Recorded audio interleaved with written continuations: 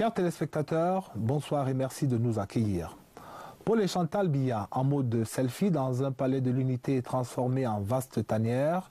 Jeudi 8 décembre dernier à Etoudi, c'était la rencontre des fauves.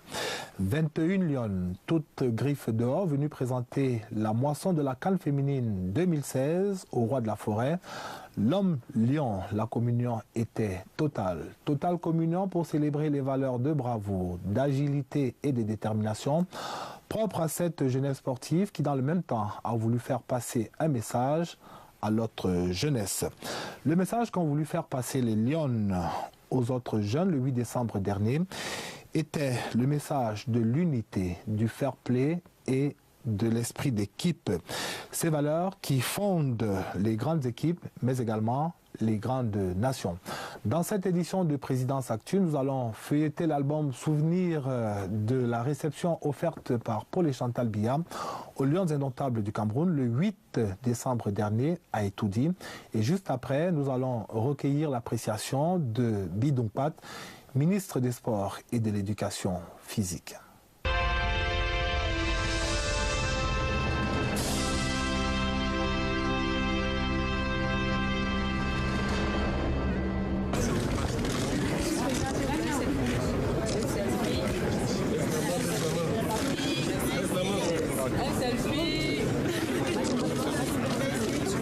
Paillettes, sourires et clichés de photographes à n'en plus finir, au 3e étage du palais de l'Unité, à quelques mètres tout juste du bureau présidentiel. Le chef de l'État se laisse aller à une interminable séance de photos avec les joueuses de la sélection féminine de football. Des moments uniques pour les Lions qui ne boudent pas leur bonheur d'être aussi proches de leur président, de bousculer les habitudes dans ce haut lieu de pouvoir.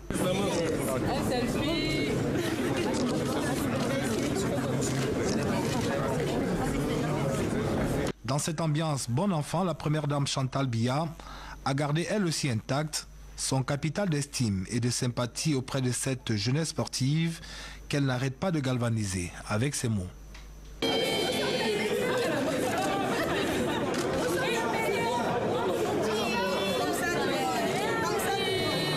Et voilà le monde entier qui se retrouve en train de vivre presque en temps réel ces moments uniques de partage entre le couple présidentiel camerounais et les valeureuses représentantes du football féminin. C'est l'épilogue d'une communion parfaite qui a débuté quelques heures plus tôt à l'esplanade du Palais de l'Unité qui, ce 8 décembre 2016, fait office de tanière. Ce jeudi 8 décembre 2016, c'est la rencontre des fauves. 21 Lions fraîchement sortis de l'expédition de la CAN féminine 2016 de football qui viennent à la rencontre du roi de la forêt, l'homme lion. Précédés par leurs encadreurs, les valeureuses Lions indomptables du Cameroun descendent de voitures pour recevoir la reconnaissance de la nation entière au niveau le plus élevé. Tapis rouge de rigueur, aide d'honneur étoffée, les égards réservés à Christine Mani et à ses camarades sont à l'image de la joie et des émotions qu'elles ont procurées au pays tout entier au cours des 2 dernières semaines qui viennent de s'achever. Dans un palais de l'Unité fièrement dressé sur son 31, les joueuses de la sélection féminine de football sont conduites au 3e étage du palais présidentiel où les attend déjà le président de la République et la première dame Chantal Biya. La réception offerte ce 8 décembre par le couple présidentiel aux Lyon a valeur d'hommage. Hommage à leur immense talent, hommage surtout aux valeurs de bravoure, de combativité et de solidarité qu'elles ont donné à voir au cours de cette CAN féminine 2016. Au milieu d'un parterre des plus distingués dans lequel on retrouve les représentants des différents corps de l'État, Parlement, gouvernement, représentation diplomatique et autres proches collaborateurs du chef de l'État, le président Biya va prendre la parole. D'abord pour saluer l'engagement et le courage de ces jeunes compatriotes qui ont su avec honneur et fidélité défendre les couleurs nationales. Ensuite pour féliciter l'organisation et le pays tout entier pour la qualité des infrastructures, la chaleur et l'hospitalité des habitants, toutes choses qui ont permis d'offrir à l'Afrique sportive une belle fête. Pour finir, le président Biya va présenter les Lions indomptables comme une source d'inspiration pour tous, un modèle de solidarité, d'unité et d'esprit d'équipe. Dans un bel échange de civilité, la capitaine de la sélection nationale féminine va au nom de ses camarades exprimer sa profonde gratitude au chef de l'État et à la première dame pour tout l'accompagnement reçu. Place ensuite au second tableau. En toute décontraction, le président Biya ira à la rencontre de chacune des héroïnes du jour pour ressasser les souvenirs de cette compétition inoubliable avant de sacrifier en même temps que la première dame à une interminable séance photo. Parfaitement dans l'air du temps, Paul et Chantal Biya se prêtent volontiers aux objectifs des caméras et appareils photo pour immortaliser ces instants qu'ils ont voulu uniques avec les 10 ambassadrices du mouvement sportif. Et c'est dans une ambiance dans laquelle la joie le dispute à l'émotion que le président de la République va prendre congé des Lions qui, au moment de quitter le palais de l'Unité, vont chacune recevoir un bouquet de fleurs et un cadeau souvenir.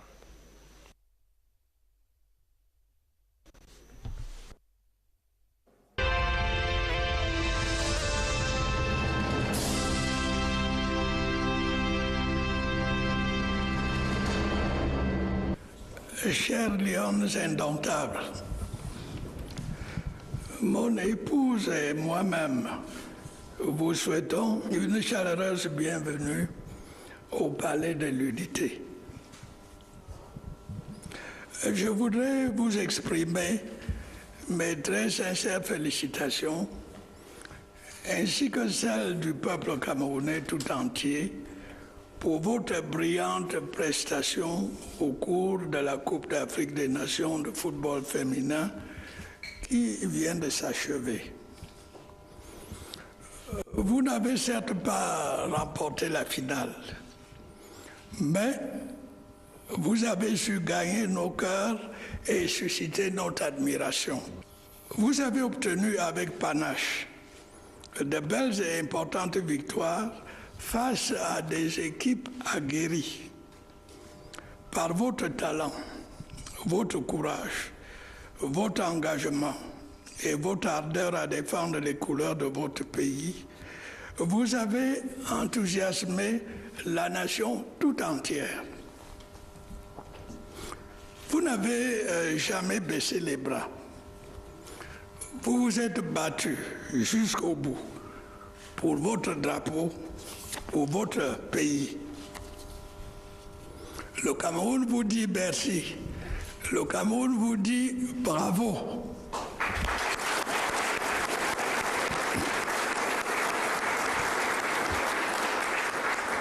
Vous êtes des lions, vous êtes des véritables lions indomptables.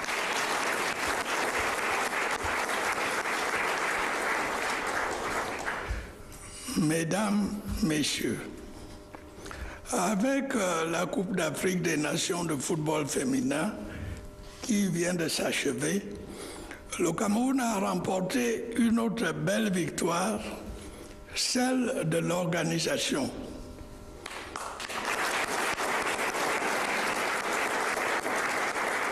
La fête a en effet été belle et riche en couleurs. Nos hôtes ont pu apprécier la richesse et la diversité culturelle de notre pays, la qualité de nos infrastructures sportives, la chaleur de l'accueil de nos populations. Je tiens à cet égard à adresser mes félicitations à tous ceux qui ont œuvré à la réussite de cette CAN féminine. Le défi était immense, mais il a été relevé de fort belle manière et nous pouvons tous en être fiers. La qualité de l'organisation de cet événement et la ferveur populaire qu'il a suscité sont de bon augure pour la Coupe d'Afrique des Nations de football que le Cameroun organisera en 2019. Je puis vous assurer que ces défis-là, nous le relèverons également ensemble.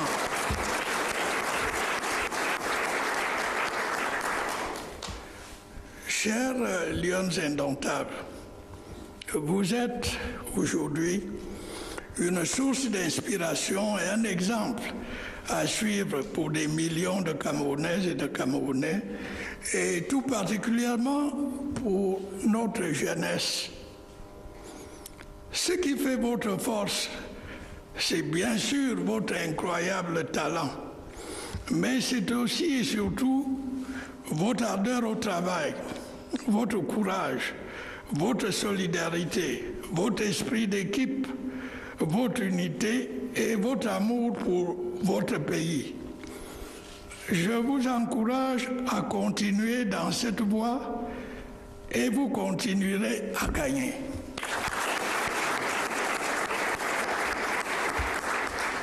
Je puis vous assurer que les pouvoirs publics poursuivront résolument leurs efforts pour mettre à votre disposition les infrastructures et les moyens nécessaires à l'épanouissement de vos talents.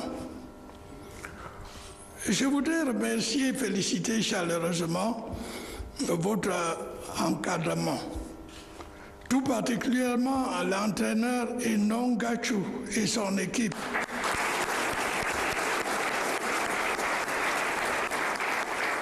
De même que les autorités de notre football qui ont accompli un travail appréciable.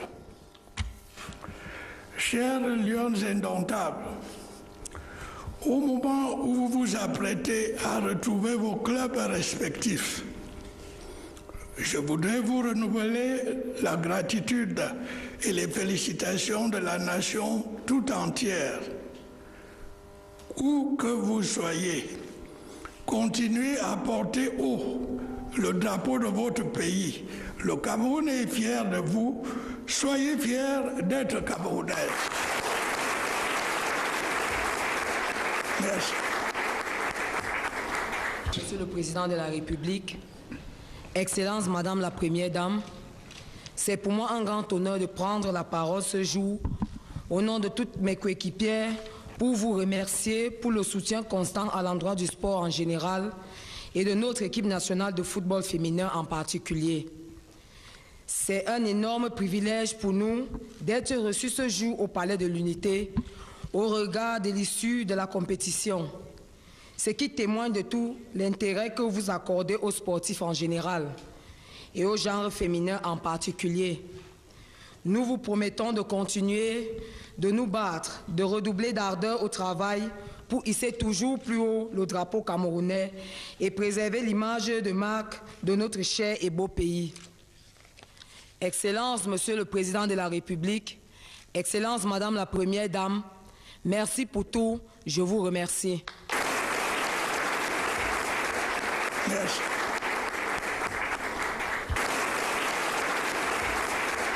Merci.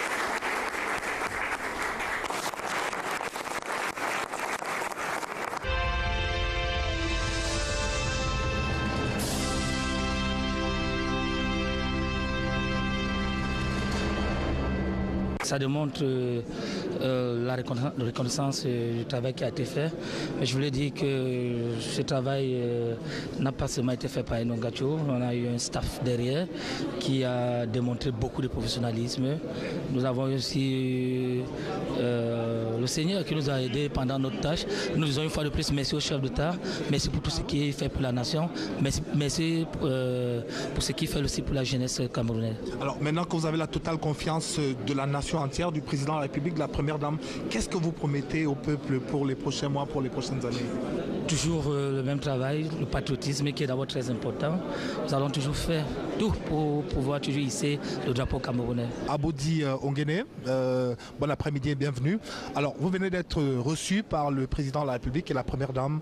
Comment vous avez vécu ces moments? Que représentent ces journées dans votre carrière, dans votre vie, Aboudi Ongene? C'est une journée vraiment inoubliable parce que l'on peut vivre 1000 ans sans pouvoir entrer ici et être reçu par le chef de l'État et son épouse. Nous ne pouvons qu'être contents. Depuis hier, nous n'avons pas pu fermer l'œil lorsque nous avons appris la nouvelle. Nous étions tout excités d'entrer ici au Palais de l'Unité et pouvoir serrer la main de notre président et de son épouse. Nous ne pouvons qu'être contents et nous remercions tous ceux qui ont œuvré pour que cette cérémonie puisse avoir lieu. Aboudi Ongene, est-ce que vous êtes consciente du capital d'estime et de confiance que vous avez auprès du public camerounais, auprès de la nation entière aujourd'hui? Qu'est-ce que vous leur dites à ce peuple, à vos compatriotes qui vous écoutent, qui vous regardent en ce moment? Aujourd'hui encore, tout à l'heure encore, nous avons que je me suis rendu compte de ce poids, parce que lorsqu'on est à l'extérieur, on ne se rend pas compte. C'est arrivé ici au palais qu'on se rend compte vraiment que nous avons été vraiment nous avons élevé le niveau au niveau de cette compétition et que le peuple camerounais reconnaît nos efforts. C'est vrai, nous avons été perdants, mais vu notre réception aujourd'hui, cela montre que le président, le chef de l'État est content de nous, le peuple camerounais est content de nous et nous ne pouvons qu'être fiers et continuer à travailler pour toujours donner le sourire à ce beau monde. Bonne chance dans votre carrière. Nous avons été rejoints également entre-temps par Gaël Egalamout, le fameux numéro 17, je crois, de cette formation des Lions Indomptables. Alors Gaël, comment tu te sens après avoir serré la main au président, après avoir communié avec le couple présidentiel camerounais? Je suis vraiment honorée parce que ces moments n'arrivent pas tous les jours dans la vie. Et nous disons merci au couple présidentiel pour cet honneur qu'ils nous ont donné. Et pour cela, nous allons travailler dur dans les années à venir pour que ce trophée revienne ici. Parce que si nous revenons avec ce trophée, ces honneurs seront doublés. Et pour ça, nous allons travailler dur. Et nous disons merci à la population camerounaise, tout le monde, dans tous les 4 coins du monde qui nous ont soutenus. Vraiment, nous sommes vraiment honorés de cela. Et nous vous promettons le meilleur. Alors, de tout ce que le président de la République vous a dit dans son discours de tout à l'heure, quelle est la phrase qui vous aura le plus marqué? Qu'est-ce qui a le plus retenu dans votre attention dans ce que le chef de l'État vous a dit en s'adressant à vous? Le chef d'État a dit plein de trucs tout à l'heure, mais ce que moi j'ai retenu, c'est que nous sommes les femmes, nous pouvons relever et nous allons nous battre. Et nous devons comprendre que la femme peut porter le flambeau et surtout dans le sport.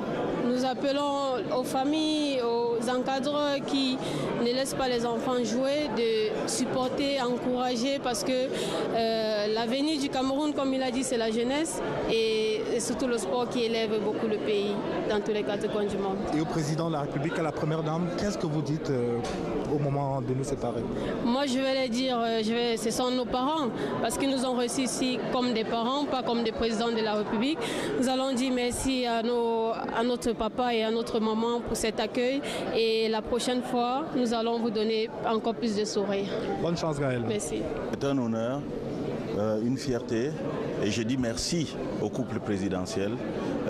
Les mots me manquent d'ailleurs pour qualifier ce qui vient de se passer. Je pense que pour ces jeunes dames qui ont tout donné et pour nous-mêmes qui avons passé des nuits blanches à préparer cet événement, je pense que nous n'avons pas perdu du temps et nous ne pouvons que profiter à travers les mots d'ailleurs du président de la République de tout à l'heure, nous donner à fond pour les échéances à venir, nous donner à fond pour organiser mieux encore davantage le football dans notre pays parce que le potentiel il est là, que ce soit chez les hommes ou chez les femmes.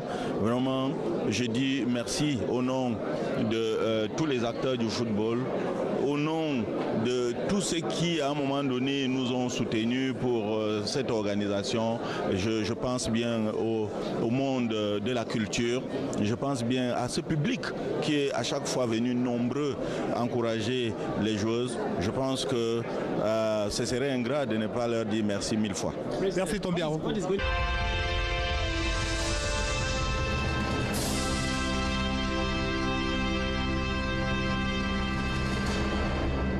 Merci Monsieur le Ministre.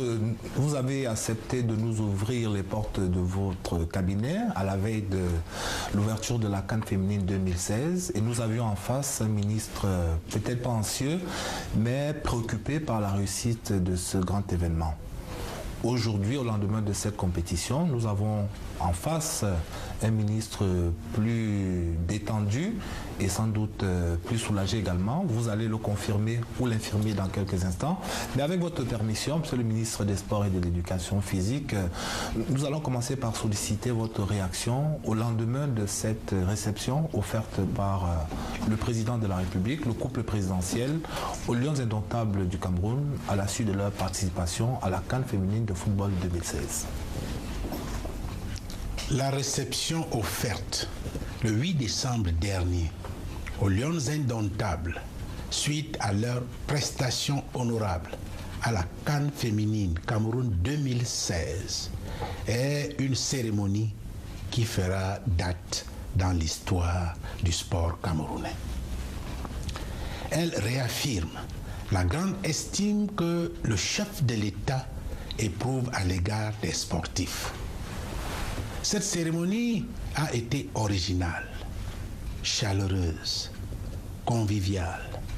Cérémonie au cours de laquelle le couple présidentiel s'est détaché de la rigueur du protocole pour communier avec les jeunes et les joueuses de l'équipe nationale.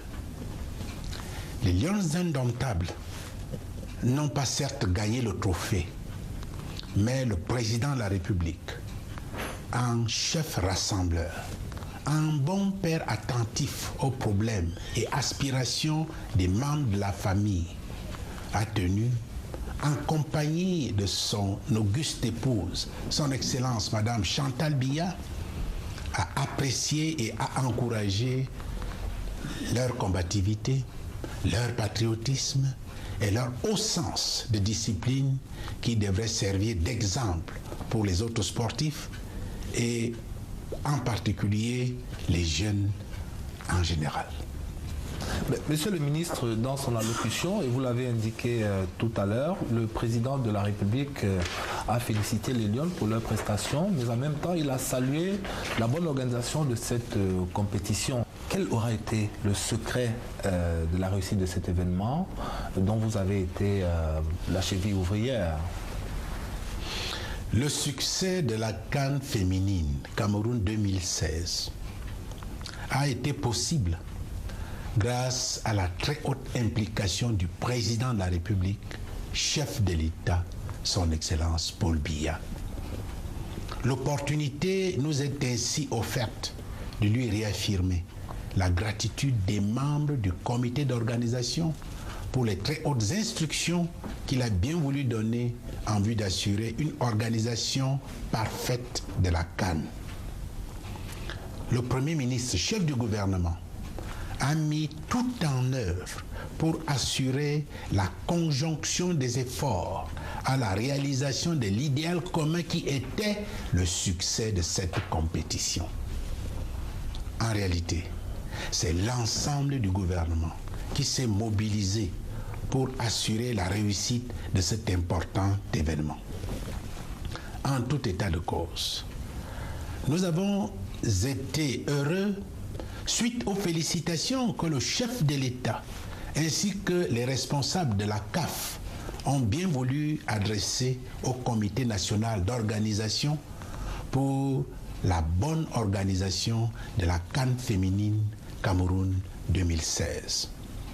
Cette haute marque de reconnaissance qui honore l'ensemble des parties prenantes à cette organisation constitue pour tous ceux qui ont contribué à la réussite de cet événement un appel à se surpasser pour réaliser avec plus de professionnalisme, de patriotisme, la synergie des compétences et des expertises qui garantira le succès des échéances futures. Les regards sont d'ores et déjà tournés vers l'avenir et vous venez vous-même de tracer le sillon. Monsieur le ministre des Sports et de l'Éducation physique, quelles sont les dispositions prises pour assurer le même succès à la CAN masculine de 2019? Le président de la République s'est engagé à conduire ce dossier avec le même charisme, la même dextérité et une impulsion plus dynamique, car en réalité, l'organisation de la CAN masculine de 2019 est 4 fois plus complexe que celle de 2016. Cela exigera de toutes les parties prenantes plus de créativité, plus de professionnalisme, plus de patriotisme, plus de détermination et plus de correction pour assurer le succès de cet événement. Merci, Monsieur le ministre, de nous avoir accordé ces précieuses minutes. Je vous remercie.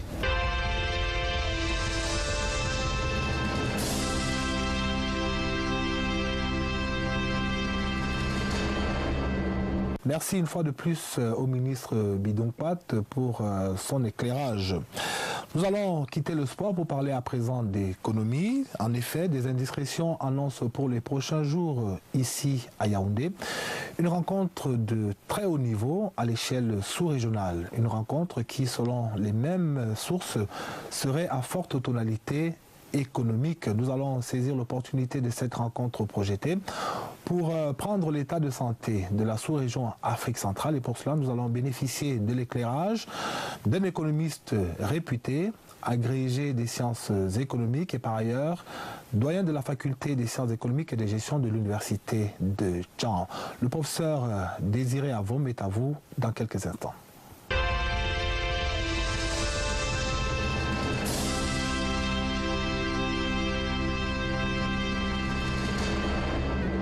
Bonsoir professeur. Bonsoir Imam Diop. Merci pour votre disponibilité. Ce n'est pas la première fois que vous nous faites l'honneur de prendre part à cette émission. C'est moi qui suis honoré.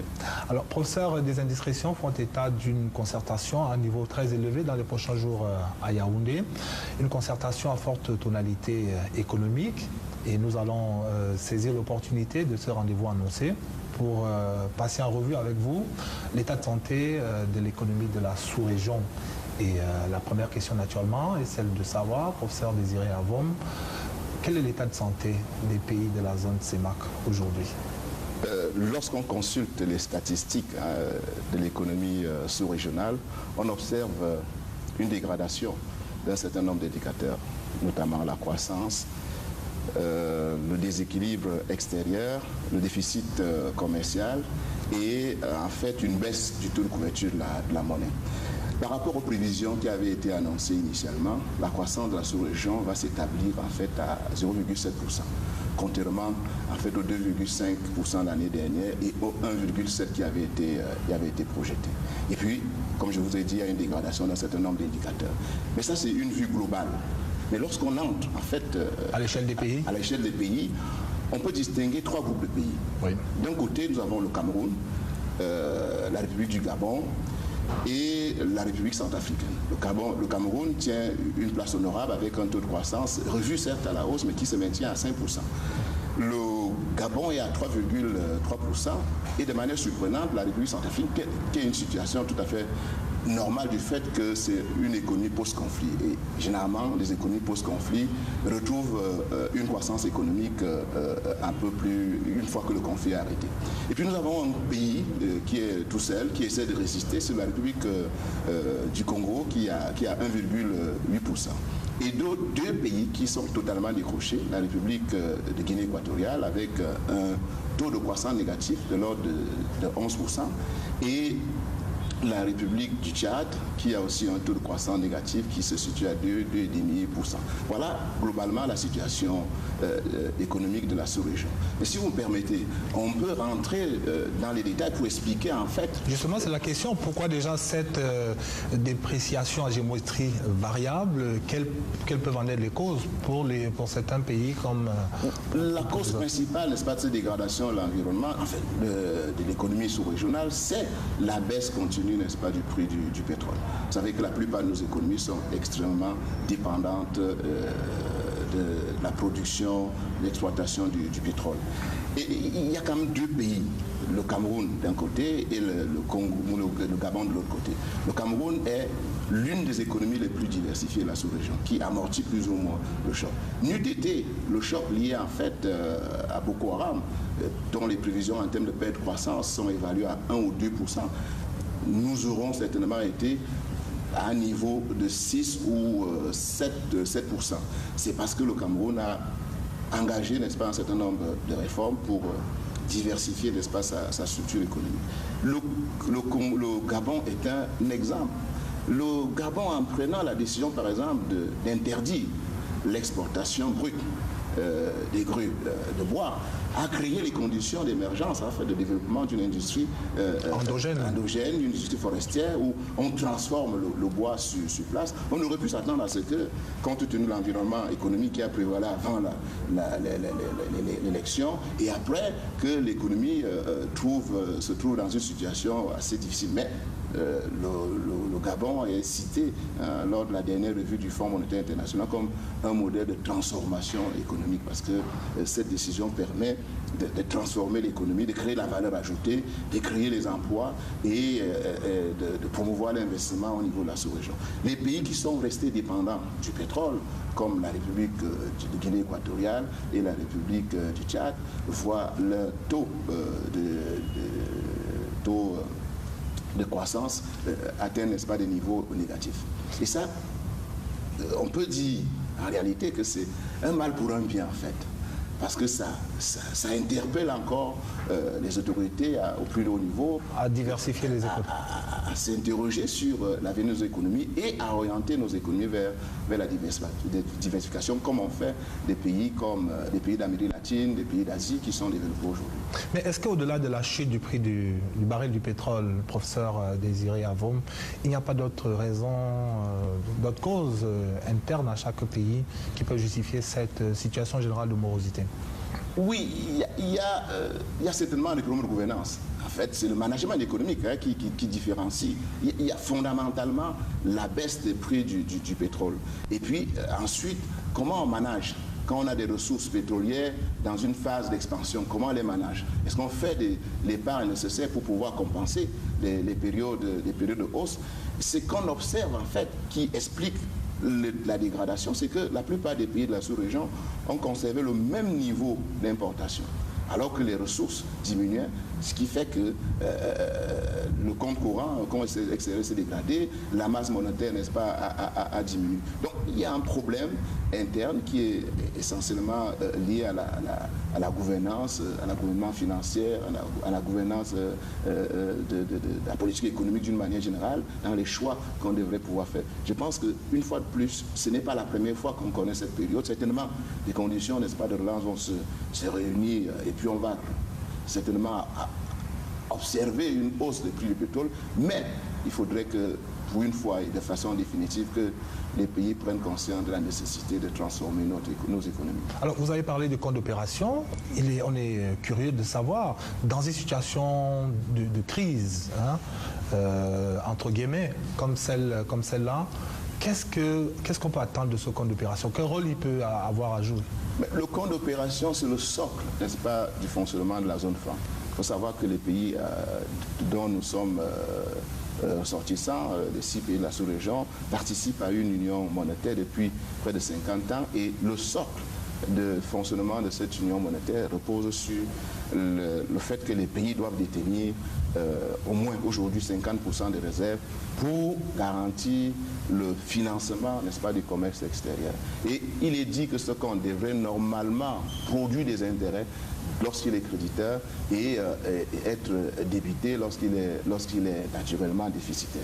Donc, ce compte aujourd'hui, c'est vrai qu'il était anormalement élevé, les ressources étaient anormalement élevées à un moment donné, qui suscitait beaucoup de récriminations, aussi bien la France que dans et même des concitoyens. Des concitoyens en disant qu'il y a suffisamment de ressources à l'extérieur, il faudrait qu'on fasse des efforts pour pouvoir les ramener. Donc le compte d'opération, en fait, sert justement au financement des opérations, des biens, l'achat des biens et services, et garantit en fait la convertibilité de notre monnaie, même si cette convertibilité, n'est-ce pas, n'est plus manuelle comme à l'époque où on pouvait sortir avec les CFA et faire des courses à Paris, mais cette convertibilité se fait par des canaux officiels pour faciliter, n'est-ce pas, l'acquisition des biens et services dont nos États ont besoin. Mais comment comprendre, vraiment, pour nous qui ne sommes pas des économistes, que ce compte-là soit passé d'une obésité, d'une situation d'obésité à une situation d'indigence, d'anémie?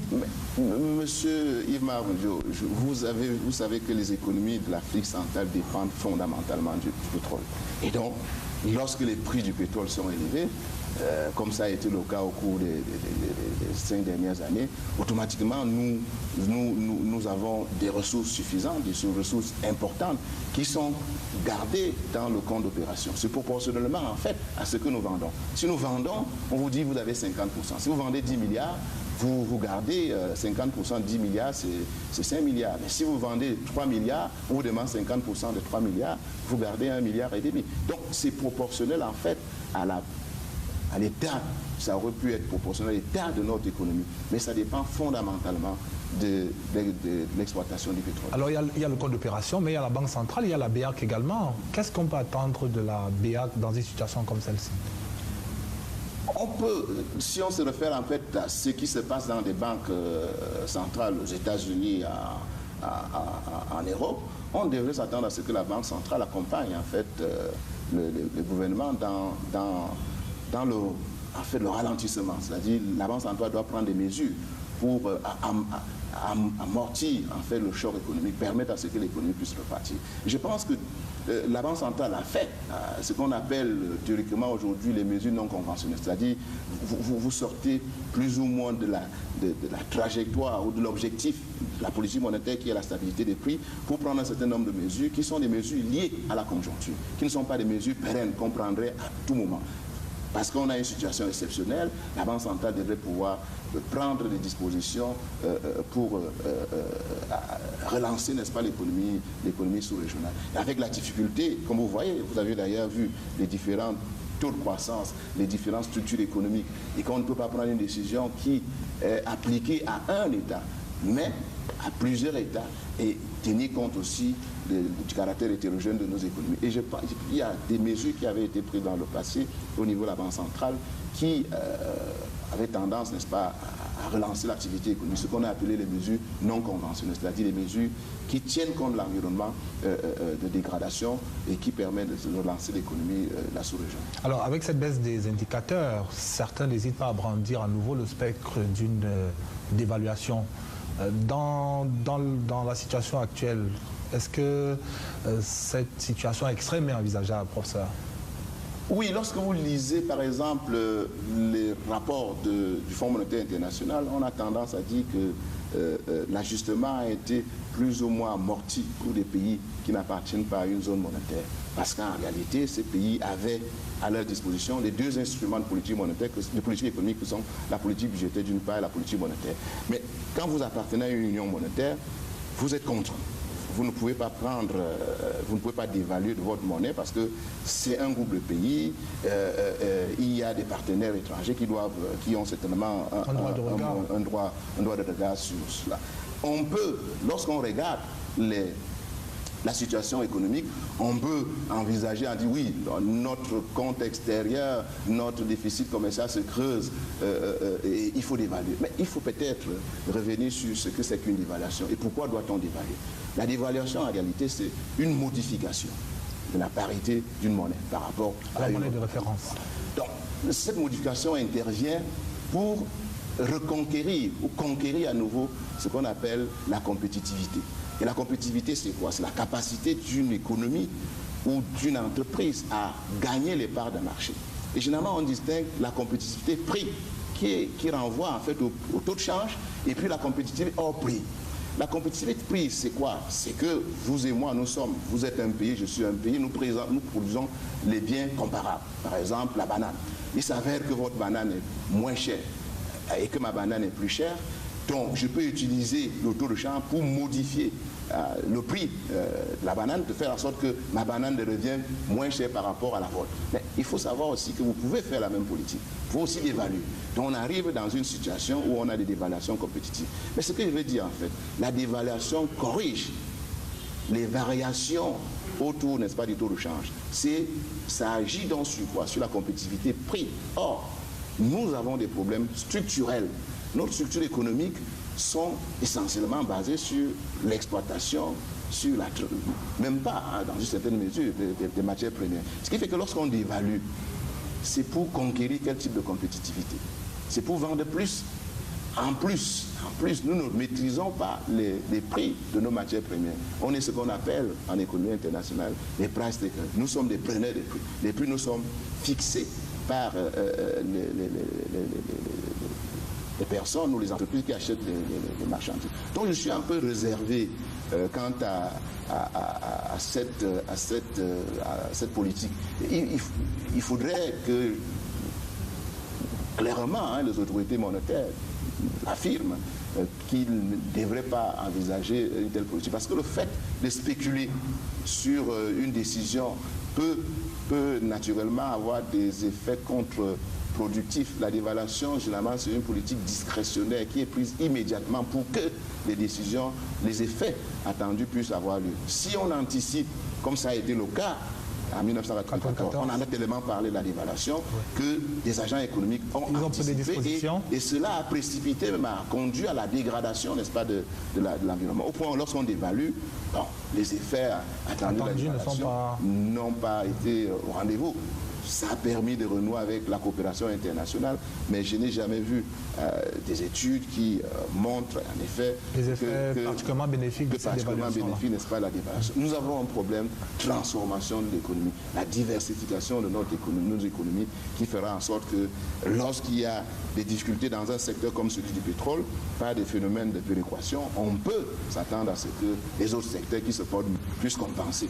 C'est le fonctionnement normal d'une économie. Mais entre-temps, professeur, il y a les institutions de Bretton Woods qui sont toujours en embuscade, qui, pour certains pays même, déjà, font des yeux doux. On annonce le retour en force du FMI, de la Banque mondiale dans certains domaines. Le Fonds monétaire international et la Banque mondiale ne sont jamais partis de nos pays.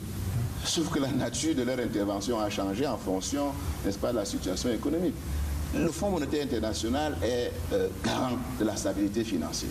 Donc, dès lors qu'on perçoit les signes d'une dégradation macroéconomique dans un pays susceptible de remettre en cause la stabilité, il vous rappelle alors en vous disant faites attention,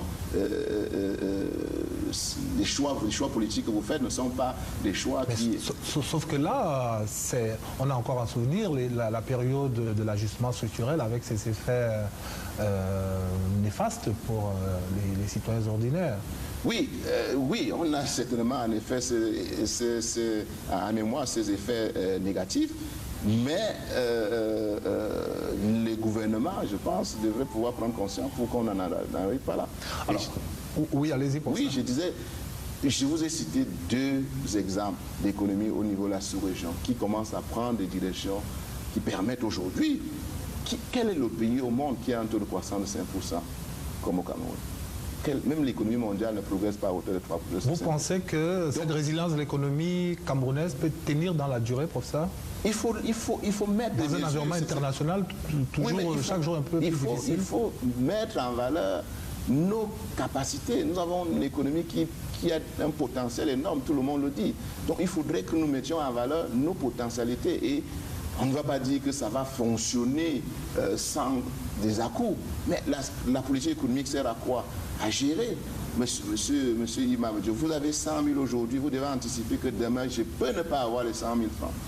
Je peux avoir 80 000. Qu'est-ce que je fais? J'épargne pour essayer, n'est-ce pas, d'amortir les chocs qui peuvent intervenir un peu plus tard pour maintenir un niveau de vie qui soit stable.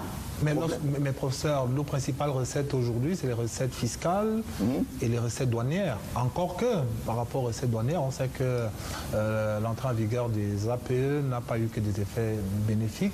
Quelles sont les voies à explorer pour l'économie camerounaise pour qu'elle puisse aller dans le sens que vous... Les voies, c'est la diversification. Il faut diversifier. Quand vous diversifiez, vous donnez la possibilité au gouvernement, n'est-ce pas, de collecter plus d'impôts. Vous donnez la possibilité au gouvernement d'avoir plus de revenus pour accroître sa capacité d'intervention. Quelles sont les niches, par exemple, qu'on pourrait explorer? Les niches, on sait qu'une bonne partie de notre activité est informelle. Une bonne partie de l'activité économique est souterraine. Le gouvernement, me semble-t-il, fait des efforts pour essayer d'amener les entreprises qui exercent dans l'informalité, de sortir de l'informalité. Une fois que ces entreprises sortent de l'informalité, on peut s'attendre à ce qu'elles payent les impôts. Donc, il y a la possibilité, n'est-ce pas, d'accroître, d'élargir, n'est-ce pas, l'assiette fiscale pour que le gouvernement puisse augmenter, n'est-ce pas, ses recettes. Il faut aussi savoir que ces recettes, dépendent en fait de notre croissance. Plus une entreprise produit, plus il y a ses capacités de production, plus le gouvernement a des recettes, et mieux le gouvernement peut pouvoir intervenir. Et les préalables, je pense qu'aujourd'hui tout le monde ne peut pas démentir cela. Je dis qu'il y a quand même une volonté du gouvernement de mettre en place un certain nombre d'infrastructures qui sont des préalables au développement du secteur privé. Les infrastructures routières, l'énergie, tout le monde attend, mais on ne peut pas investir autant de ressources dans la construction des barrages sans que cela ne puisse avoir des effets. Certainement, lorsque les effets seront visibles, cela permettra aux entreprises de pouvoir se développer et accroître la capacité de l'État à collecter des ressources et par conséquent à donner des moyens à l'État. Et si la gouvernance que tout le monde souhaite est garantie, certainement qu'il va y avoir une amélioration des conditions de vie des Camerounais. Oui, mais parlant des gros investissements dont vous avez parlé tout à l'heure, là, il y en a qui font le procès au pouvoir public d'avoir beaucoup investi dans des grands projets qui n'ont pas une incidence directe ou immédiate sur la vie des citoyens. Qu'est-ce que vous souhaitez? Pas d'investissement ou investissement? Dans un premier temps. Bon, mais des investissements qui prennent des ressources et qui nous contraignent à attendre encore plusieurs années avant le retour sur investissement, ça peut poser un problème aussi. Oui, mais on a un déficit d'énergie. On a un déficit d'énergie, c'est connu. Moi, je suivais tout à l'heure les investissements que, par exemple, un pays comme l'Éthiopie vient de réaliser. Près d'1,5 milliard sur près de 9 ans un projet qui va permettre, n'est-ce pas, à ce pays d'être autonome sur le plan énergétique et même de vendre son énergie à un pays voisin qu'est le Kenya. Vous savez ce qui se passe là-bas? Il y a toujours des populations qui se soulèvent parce que tout choix de politique économique, tout investissement s'accompagne toujours des déséquilibres au niveau de la société. Tout le monde ne sera pas content. Donc, il faut que le gouvernement essaie de mettre en place certaines mesures qui compensent en fait les dégradations. Mais moi je pense, en tant qu'économiste, que les investissements qui se réalisent dans l'amélioration des infrastructures sont de bons investissements. Mais en tant que citoyen, moi je vis à Tchang depuis 1 an aujourd'hui. Je n'ai pas l'eau. Pensez que c'est une situation qui m'arrange. Je n'ai pas d'électricité. À chaque fois, il y a coupé d'électricité. Vous travaillez, il y a coupé d'électricité. Pendant que vous voulez donner des résultats, il y a coupé d'électricité. Donc ce n'est pas une situation qui réjouirait n'importe qui. Mais nous attendons tous. Mais il faut quand même reconnaître qu'il y a un certain nombre d'efforts. Et il ne faut pas oublier tout de même que le Cameroun a quand même vécu sur 25 ans. 20 à 25 ans sous un plan d'ajustement structuré avec des conséquences que nous connaissons. Donc on a pris un retard dans les investissements, il y a une dégradation parce qu'on n'a pas renouvelé notre capital productif. Aujourd'hui, la population a continué à augmenter et les besoins ont augmenté qui font que les investissements, on ne peut pas utiliser toutes les ressources pour dire qu'on va les orienter sur un seul secteur. Donc on essaie, n'est-ce pas, de trouver un équilibre. D'autres disent, si par exemple un gouvernement décide de dire moi je fais seulement l'électricité et que tout le monde a l'électricité, vous allez voir des gens qui se plaignent que pourquoi seulement l'électricité. Donc le gouvernement essaie, me semble-t-il, lorsqu'on regarde des choix, d'aller de façon dynamique, de façon équilibrée pour agir sur plusieurs secteurs, aussi bien de la santé, de l'éducation, des infrastructures. Ça fait qu'on a toujours l'impression que ce n'est pas suffisant, mais je pense que de mon point de vue, il devra avoir des effets dans un moyen terme. Alors, pour finir, professeur, si vous aviez, en tant que spécialiste des questions de la science économique, un conseil à donner aux dirigeants de la zone CEMAP pour que les économies de la sous-région retrouvent très rapidement leur splendeur, qu'est-ce que vous leur diriez?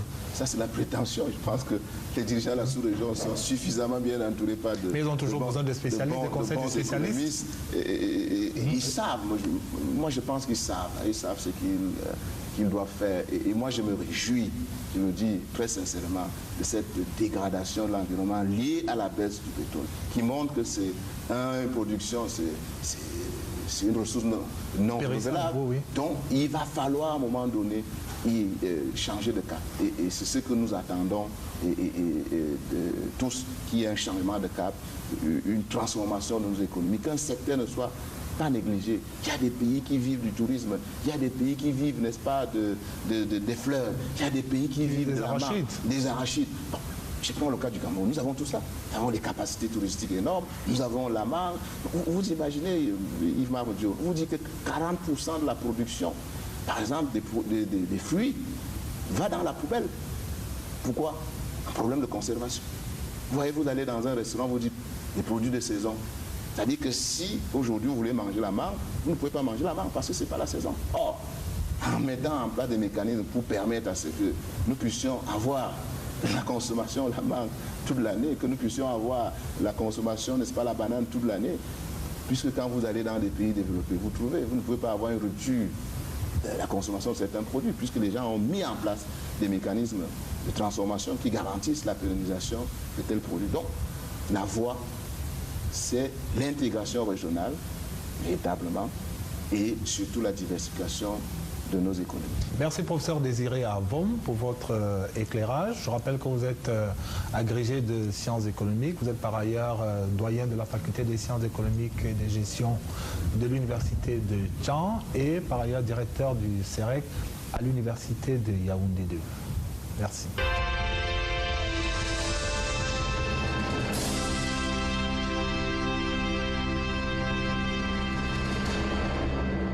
Cette édition de Présidence Actu est à présent terminée. Chers téléspectateurs, merci de nous avoir accordé votre hospitalité. Prenons rendez-vous dans 2 semaines. Bonsoir.